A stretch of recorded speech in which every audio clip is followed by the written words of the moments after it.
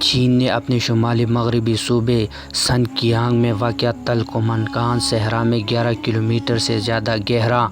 گڑھا کھودنے کا کام کا آغاز کر دیا ہے۔ اس منصوبے پر کام کا آغاز گزشتہ ہفتے کے دوران کیا گیا۔ چین کی سرکاری خبر رساں ایجنسی جنون کی ایک رپورٹ کے مطابق یہ گہرا گڑھا زمین کے قدیم ترین کریسز اور کی تہہ تک پہنچے گا۔ اس منصوبے کے مکمل ہونے کی متوقع مدت 457 دن ہے، جس کے دوران یہاں کام کرنے والے آپریٹر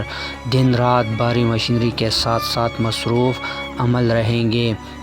اس منصوبے کو چین میں کھدائی کا سب سے بڑا منصوبہ قرار دیا جا رہا ہے۔ اس سے قبل چین میں اس نوعیت کا سب سے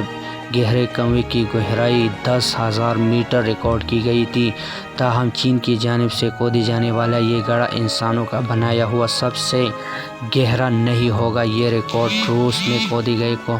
کولا ڈرنگ کنویں کے پاس ہے، جس کی کھدائی تقریباً 2 دہائیوں تک جاری رہنے کے بعد سن 1989 میں 12 کلومیٹر سے زیادہ تک پہنچ گئی، جس کے بعد اس پر کام روک دیا گیا۔ چین کی جانب سے اس بڑے منصوبے کا اعلان اس وقت میں سامنے آیا جس میں ملک ایک ٹیکنالوجی اور سائنسی عالمی طاقت کے طور پر اپنی پوزیشن مستحکم کرنے کے لیے اہم اقدامات اٹھا رہے تھے۔ دلچسپ بات یہ ہے کہ جس دن اس نئے منصوبے پر کام کا آغاز ہوا، اسی روز چین نے اپنے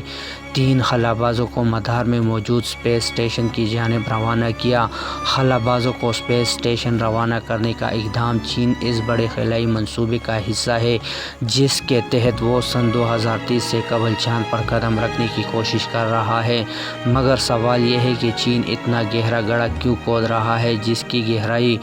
دنیا کی بلند ترین چوٹی یعنی ماؤنٹ ایورسٹ کی مجموعی اونچائی سے بھی زیادہ ہے۔ اس منصوبے کی قیادت سرکاری سرپرستی میں چلنے والے پیٹرو کیمیکل کارپوریشن سینوپیک کر رہی ہے۔ حال ہی میں سینوپیک نے ارضیاتی تلاش میں گہرائی کی حدود کو بڑھانے کے اپنے ہدف کا اعلان کیا ہے۔ چین کے صدر شی جن پنگ نے لگ بھگ 2 سال قبل ملک کی سائنسی کمیونٹی پر زور دیا تھا کہ وہ زمین کی انتہائی گہرائیوں میں موجود وسائل کی تلاش کے کام میں آگے بڑھے، اور اب اس منصوبے کا آغاز چینی صدر کی سائنسی برادری کو کی گئی اس ہدایت کے لگ بھگ 2 سال بعد شروع ہو گیا تھا۔ چین میں تیل اور گیس کی دریافت پر کام کرنے والی ملک کی سب سے بڑی company China national petroleum corporation کے نمائندے لیو جیانگ نے کہا کہ اس کنویں کی کھدائی کے 2 مقاصد ہیں: سائنسی تحقیق اور تیل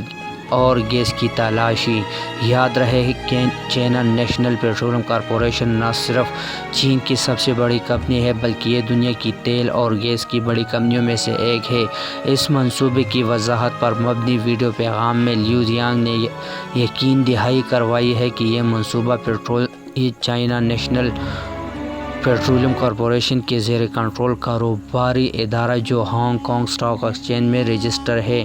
تکنیکی صلاحیتوں کو مستحکم اور مضبوط کرنے کی کوششوں میں مدد فراہم کرے گا۔ انہوں نے یہ بھی کہا کہ اس منصوبے کے دوران کھدائی کی نئی اور جدید مشینری کی تیاری بھی مدد ملے گی۔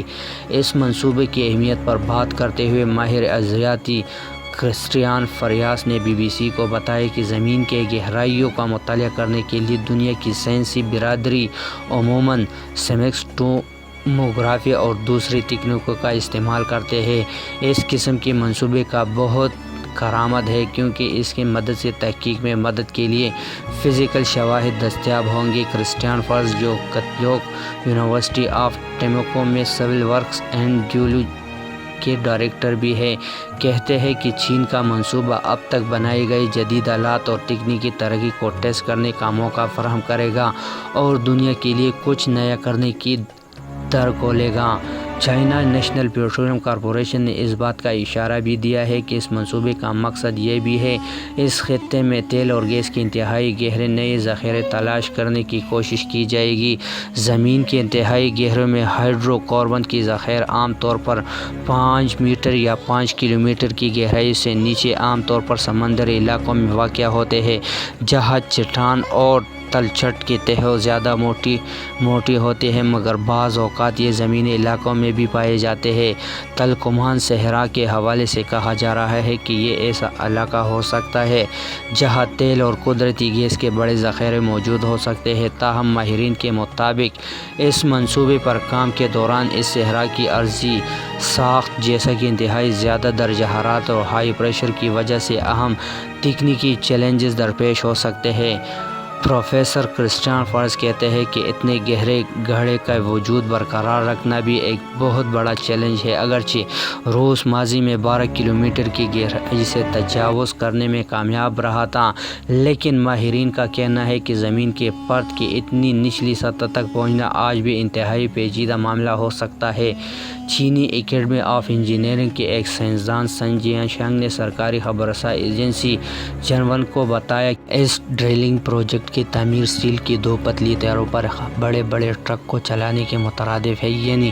یہ ایک انتہائی مشکل منصوبہ ہوگا۔ اس کے علاوہ تلکمان صحرا کو کام کرنے کے لیے مشکل علاقہ سمجھا جاتا ہے، جہاں سردیوں میں درجہ حرارت -20 سینٹی گریڈ تک گر جاتا ہے، جبکہ گرمیوں میں یہ درجہ حرارت 40 ڈگری سینٹی گریڈ تک پہنچ جاتا ہے۔